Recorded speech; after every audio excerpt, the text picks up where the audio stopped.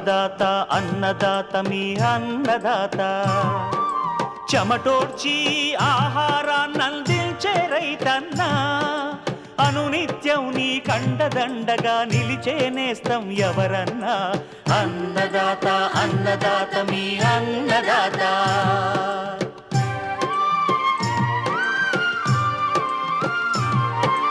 నూతన రీతుల సాగుబడికి నూరింతలు పెరిగే దిగుబడికి సూచనలిచ్చే సస్య రక్షణకు పశు పోషణకి శాస్త్ర విజ్ఞానం అందించి ముందుకు నడిపే తెలుగు రైతు భారతదేశానికి మకుటం అయ్యేలా తీర్చిదిద్దే ఆశయంతో మిమ్ము మేలు కొలిపేది అన్నదాత అన్నదాత అన్నదాత మీ అన్నదాత అన్నదాత అన్నదాత మీ అన్నదాత. అన్నదాత ప్రేక్షకులకు నమస్కారం. ఈనాటి ముఖ్యాంశాలు: రబీ మొక్కజొన్న సాగులో మెలకువలు, ప్రోట్రేలలో నారు పెంపకం మెలకువలు, ఆరోగ్యకరమైన నగరాల కోసం నేలల ఆరోగ్యం కాపాడుకోవటం ముఖ్యం. ప్రపంచ నేలల దినోత్సవం సందర్భంగా పిలుపునిస్తున్న నార్మ్ శాస్త్రవేత్తలు. ఇంకా జై కిసాన్ వ్యవసాయ సమాచారం.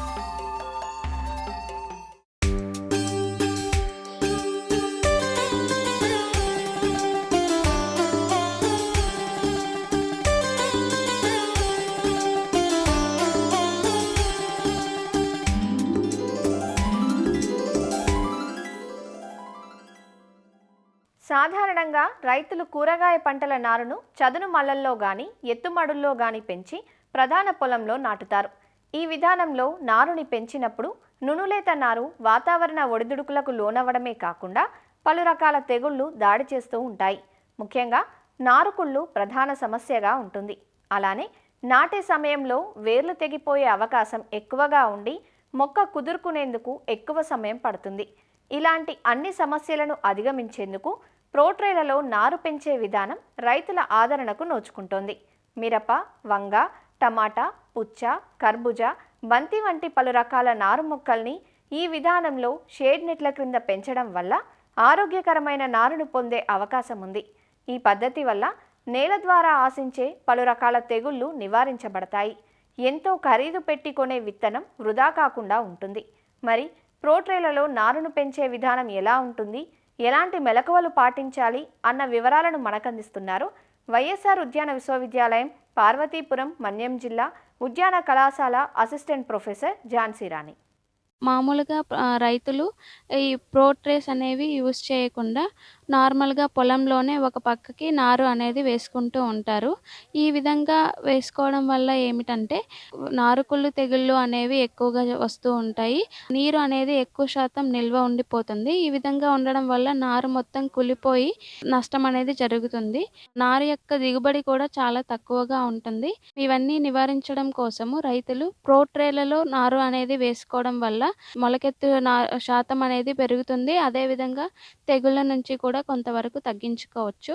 ఇవి యూజ్ చేయడానికి ప్రోట్రేస్ అనేవి యూజ్ చేయాలి. ఈ ప్రోట్రేస్ వేసుకునే నారు మొక్కను బట్టి ఎంచుకోవాలి. ఒకటి 98 రంధ్రాలు ఉన్నవి ఉంటాయి, ఇంకొకటి 54 రంధ్రాలు ఉన్నవి ఉంటాయి. 98 రంధ్రాలు ఉన్నవి అయితే మనము టొమాటో, మిరప, బంతి ఇలాంటి వాటికి వేసుకోవచ్చు. పెద్ద ఆకులు అనేది పెద్ద సైజుగా ఉన్న తీగజాతి మొక్కలు, కుకుంబరు ఇలాంటి వాటికైతే 54 రంధ్రాలు ఉన్న ప్రోట్రేస్ అనేవి ఉపయోగించుకోవాలి. ఈ ప్రోట్రేస్లో ఫిల్ చేయడానికి కోకోపీట్ అనేది యూజ్ చేస్తాము. ఈ కోకోపీట్ని మనం ముందుగా తీసుకుని వచ్చి ముందు రోజు నీటిలో నానబెట్టుకోవాలి. ఒక ప్రోట్రేకి 1 కేజీ కోకోపీట్ అనేది సరిపడుతుంది. రంధ్రాలు మొత్తం పూర్తిగా నిండే వరకు ఆ కోకోపీట్ను నింపుకోవాలి. కోకోపీట్లో ఎక్కువగా నారుకు కావలసిన పోషకాలు అనేవి ఎక్కువగా ఉండవు. దీనికోసం 75% కోకోపీట్ మరియు 25% వర్మి కంపోస్టు కలుపుకుని వేసుకున్నట్లయితే మొక్కకి కొంచెం పోషకాలు కూడా అందుతుంది. మొలకెత్తు శాతం కూడా పెరుగుతుంది. నారుకుళ్ళు తెగుళ్ళు అనేవి వ్యాపించకుండా ఉండడం కోసము 100 కేజీల కోకోపీట్కి 25 గ్రాముల ట్రైకోడర్మా విరిడేని కలుపుకోవాలి. ఈ విధంగా కలుపుకున్న కోకోపీట్‌ని నింపుకుని ఆ తర్వాత నారు అనేది నాటుకున్నట్లయితే నారుగుల్ల తెగుళ్ళ నుంచి కూడా మనం రక్షించుకోవచ్చు. ప్రో ట్రేలలో నాటడం వల్ల వేరు వ్యవస్థ కూడా బాగా ఏర్పడుతుంది. అదేవిధంగా మనం నాటిన వెంటనే ఎక్కువ శాతం నీరు కూడా అందజేయాల్సిన అవసరం ఉండదు. ఎందుకంటే ఈ కోకోపీట్ అనేది తేమ శాతాన్ని ఎక్కువ రోజులు ఉండేటట్టు చూస్తుంది. కాబట్టి మనం నీరు కూడా కొద్దిగా ఇచ్చుకోవచ్చు నాటిన వెంటనే. ఈ విధంగా ప్రో ట్రేలో నారు అనేది నాటుకోవడం వల్ల దిగుబడి పెరుగుతుంది. తెగులు వ్యాప్తి చెందకుండా కూడా కాపాడుకోవచ్చు.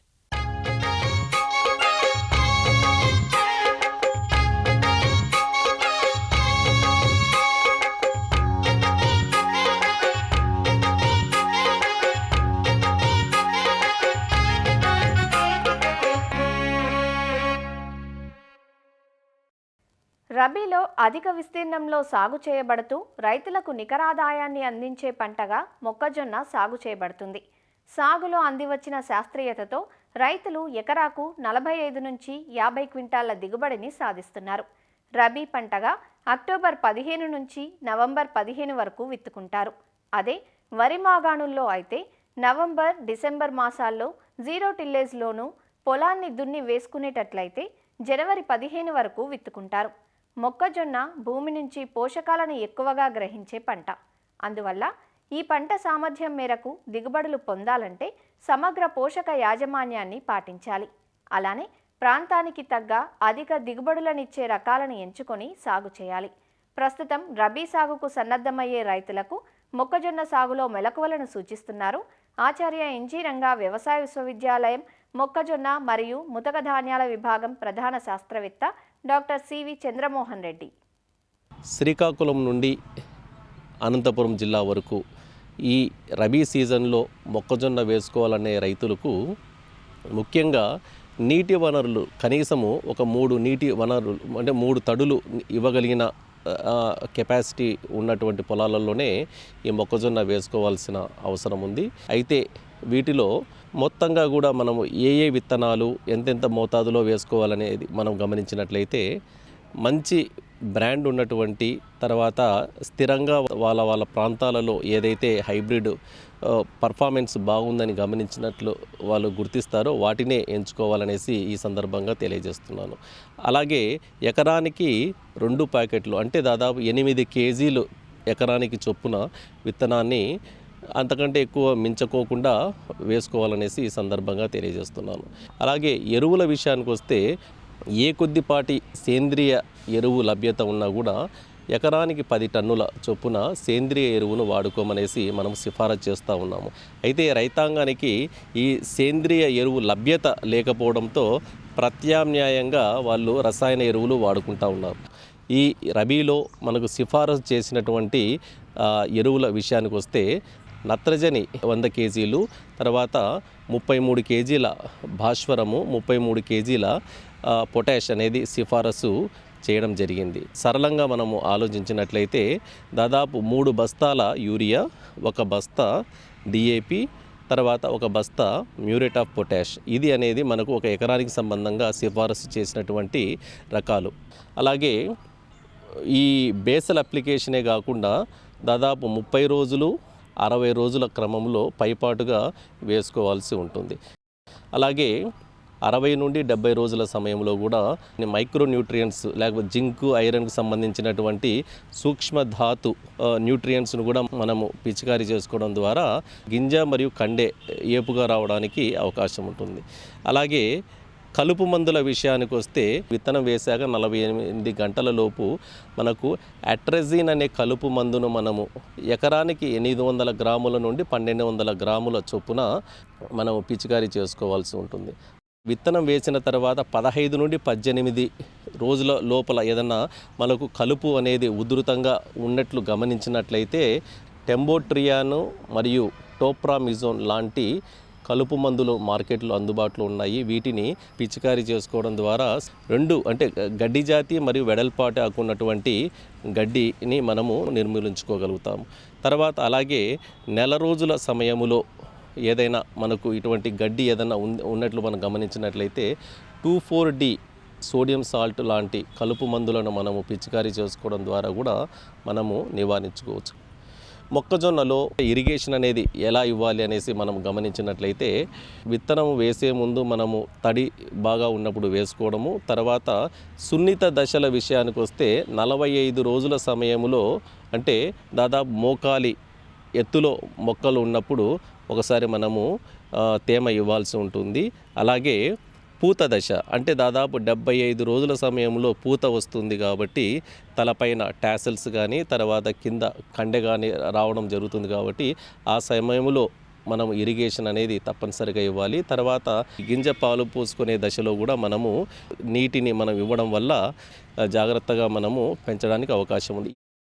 ఈ రబీ మొక్కజొన్నలో పురుగులు మరియు తెగులు ఏ రకంగా రావడానికి అవకాశం ఉంది అనేది కూడా మనం గమనించినట్లయితే మొక్క 45 రోజుల నుండి మొక్క ఎదిగే క్రమంలో ఈ కత్తెర పురుగు ఎక్కువగా ఆశించడానికి అవకాశం ఉంది. సో కాబట్టి క్లోరాంట్రెనిలిప్రోల్ అలాగే స్పైనోసాడ్ కానీ లేకపోతే ఇమామెక్టిన్ బెంజోయేట్ ఈ మూడిటిలో ఏదైనా కానీ 1 లీటర్ నీటికి 0.3 ml కానీ తర్వాత గ్రామ్స్ అంటే లిక్విడ్ ఫామ్లో ఉంటే ఎంఎల్ కానీ తర్వాత లేదంటే పౌడర్ ఫామ్లో ఉంటే గ్రామ్స్లో కానీ మనము కలుపుకొనేసేసి ఎకరానికి 200 లీటర్ల నీటిలో కలుపుకొని పిచికారీ చేసుకున్నట్లయితే లార్వాలను మనము నివారించుకోవడానికి అవకాశం ఉంది. తెగుళ్లకు సంబంధించిన విషయానికి వస్తే ఈ జోనల్ లీఫ్ స్పాట్స్ అనేసి అంటుంటారు. ఇవి ఏదైనా ఆశించినట్లయితే ప్రొపికనజోల్ అనే శిలీంద్రనాశక మందును కానీ అలాగే టొబికనజోల్ అనే శిలీంద్రనాశక మందును కానీ లేకపోతే సాఫ్ అనే మందును కానీ మనము పిచికారీ చేసుకున్నట్లయితే శిలీంధ్రాలకు సంబంధించినటువంటి జబ్బులను మనము నివారించుకోవడానికి అవకాశము. సో మొత్తంగా నేను చెప్పాలనుకునేది ఏంటంటే ఏ సమయంలో ఏ రకంగా మనము యాజమాన్య ప్రక్రియ మనం చేసినట్లయితే అధిక దిగుబడి సాధించడానికి అవకాశం ఉందో అవన్నీ కూడా పాటించినట్లయితే ప్రతి సగటు రైతు కూడా దాదాపుగా 40 నుండి 50 క్వింటాల వరకు దిగుబడి ఎకరానికి తీసుకోవడానికి అవకాశం ఉందనేసి ఈ సందర్భంగా తెలియజేస్తున్నాను.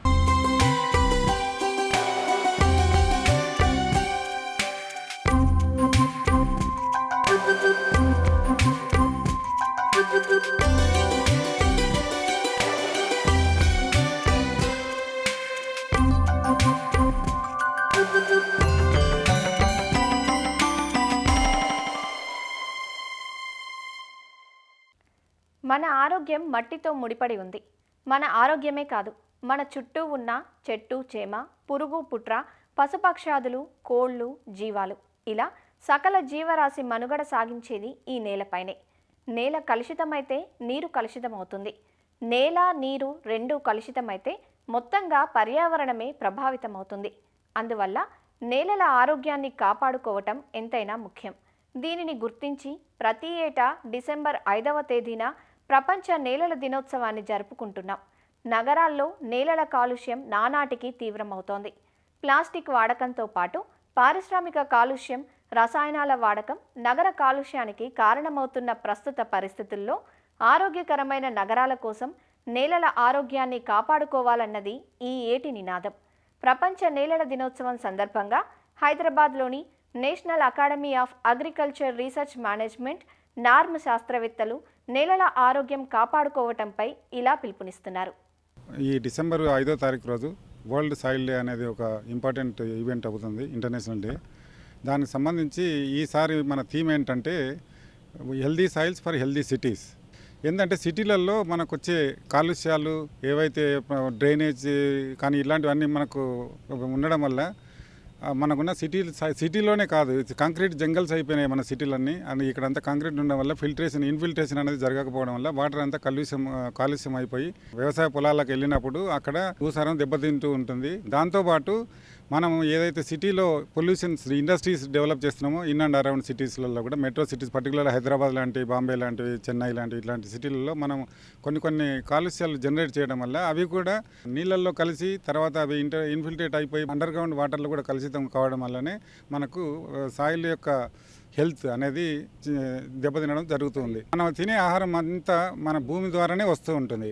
భూమి ద్వారా మొక్కలు తీసుకుంటే మొక్కల ద్వారా మనకు వస్తుంటుంది కాబట్టి, అలాగే భూమి ద్వారా మనకు కొన్ని లైవ్ స్టాక్ అంటే మేకలు, గొర్రెలు ఇట్లాంటివి కూడా నాన్ వెజిటేరియన్స్కి అయితే కూడా అవి కూడా భూమిపైనే ఆధారపడి ఉంటాయి. అవన్నీ తీసుకున్న ఆహారంలో ఎప్పుడైతే ఈ కలుషితాలన్నీ, అవశేషాలన్నీ, పర్టికులర్గా పెస్టిసైడ్స్ ఎప్పుడైతే మనకు ఫుడ్ చైన్లోకి వచ్చేస్తావో మనం కూడా తింటాము. భూమి అనేది పొల్యూట్ అయిపోతుంది. ఆ భూమి పొల్యూట్ అవ్వడం వల్ల వచ్చే పదార్థాలన్నీ మొక్కలు తీసుకొని మొక్కల ద్వారా మనకు వచ్చేసి మనం హెల్త్ కూడా చెడిపోవడం జరుగుతుంది. మనం ఏం చేయాలంటే ఇప్పుడు అగ్రికల్చర్లో కానీ సిటీలలో కూడా పొల్యూషన్ కాకుండా చూసుకోవాలి. పెట్రోకెమికల్స్, ఇప్పుడు పెట్రోలియం పదార్థాలన్నీ మనం ఎంతో స్మోక్ ఇవన్నీ రావడం వల్ల వాళ్ళు వాతావరణం కలుషితమై ఎప్పుడైతే వర్షం వస్తుందో ఆ వర్షం నీళ్ళలో ఇవన్నీ పెట్రోలియం సంబంధిత కలుషితాలు ఏవైతేనో అవన్నీ నీటి ద్వారా భూమిలోకి పోతూ ఉన్నాయి. భూమి ద్వారా వచ్చేసి పంటలకు వస్తాయి. పంటల ద్వారా మళ్ళీ మనం తినే ఆహారంలోకి కూడా వస్తూ ఉంటాయి. అందువల్ల మనం ఏం చేయాలంటే వీలైనంత వరకు ఏవైతే పర్టికులర్గా హెవీ మెటల్స్ అనేది, ఏవైతే ప్లాస్టిక్స్ కానీ హెవీ మెటల్స్ కానీ ఇలాంటి కొన్ని కలరెంట్స్ అంటే ఆర్టిఫిషియల్ కలరెంట్స్ ఉంటాయి, రంగులు అట్లాంటి మనం కొన్ని చేయడం వల్ల సిటీలలో నీటి ఏదైతే ఉందో అది భూమిలోకి పోవడం వల్ల కలుషితం అవుతుంది. అందుకు వీలైనంత వరకు ప్రజలందరూ గమనించాల్సిందంటే మనం ఎంత మంచిగా ఆహారంగా ఉండాలనుకుంటే మన భూమి చాలా ఆహారంగా ఉంచుకోవాలి. అది ఉంచుకోవాలంటే మన సిటీలలో మనం చేసే కొన్ని కార్యక్రమాలన్నీ నేచర్కు తోడ్పడేట్టుగా ఉండాలి. కానీ మనం నేచర్కి అగనిస్ట్గా వెళ్ళి భూమిని ఏ విధంగా పాడు చేసుకుంటే మనకి ఫ్యూచర్ జనరేషన్స్కి అందరికీ దెబ్బతింటారు. ఎంత కలుషితం చేసినా భూమి అనేది చాలా ఫిల్టర్ చేస్తుంది. అందుకే మీ గ్రౌండ్ వాటర్ ఎప్పుడైనా కొంచెం నీట్గానే ఉంటుంది. మనకు వాతావరణాన్ని సమతుల్యత పాటించాలంటే సాయిల్ హెల్తీగా ఉండాలి. ఫస్ట్ మనం చేసే ప్రతి యాక్టివిటీ కూడా నేచర్కు తోడ్పడేట్టుగా ఉండాలి. తద్వారా సాయిల్స్ అన్ని హెల్తీగా ఉంటాయి.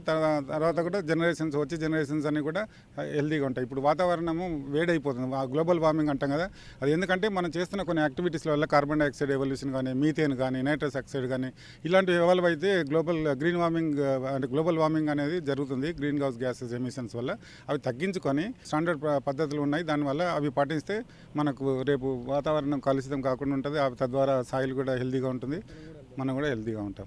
ఈరోజు ముఖ్యంగా మాట్లాడుకోవాల్సిన ఏంటంటే నేల, నీరు కలుషితం ఎందుకు అవుతుంది? మనకి నేల చాలా ముఖ్యం. మనం నేల నుంచి మనం జీవించడానికి నేల కావాలా, అలాగే మనం ఆహారం తినడానికి నేల కావాలా. కానీ ఆ నేలనే మనం భూ కాలుషితం చేస్తున్నాము. ఎందుకు? రకరకాలుగా. ఒకటి మనం వ్యవసాయంలో పురుగుల మందు ఎక్కువ వాడడం కావచ్చు, లేదంటే మన ఇండస్ట్రీస్ ఎక్కువ వాడి కలుషితం కావచ్చు, లేదా మన ప్లాస్టిక్ ఎక్కువ పడేయడం వల్ల కూడా నేల కాలుషితం అవుతుంది.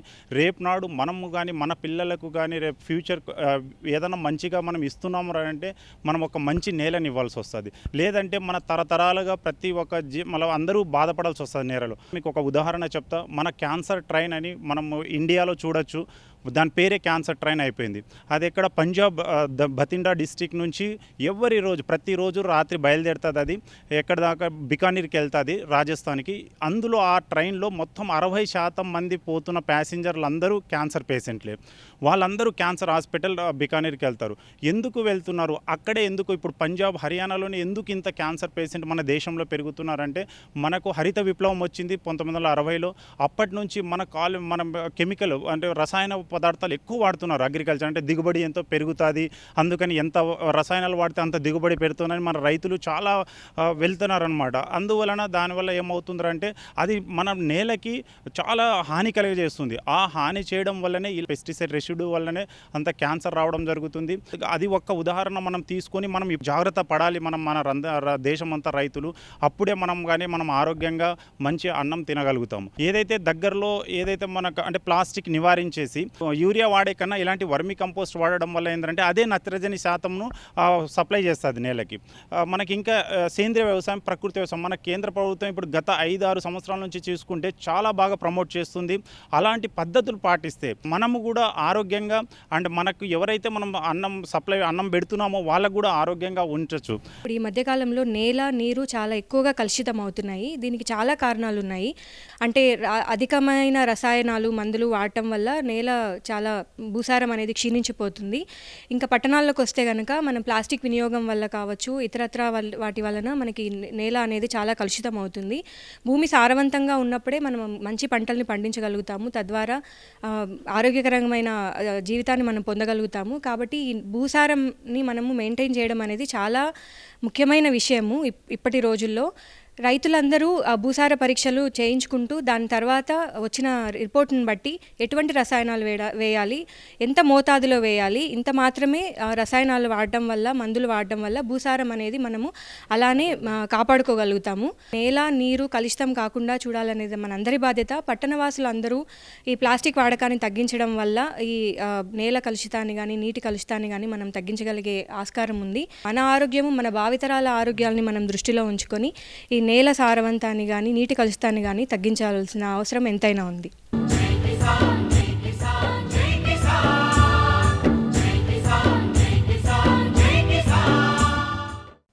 వ్యవసాయ సమాచారం ఇప్పుడు జై కిసాన్లో చూద్దాం. దిత్వా తుపాను ప్రభావంతో ఆంధ్రప్రదేశ్లోని నెల్లూరు జిల్లాలో 3 రోజుల నుంచి విస్తారంగా వర్షాలు కురుస్తున్నాయి. ఎడతెరిపి లేని వర్షాలతో వాగులు వంకలు పొంగి పొర్లుతున్నాయి. ముసురు వానలతో రబీ వరి నాట్లు, నారుమడులు నీట మునిగాయి.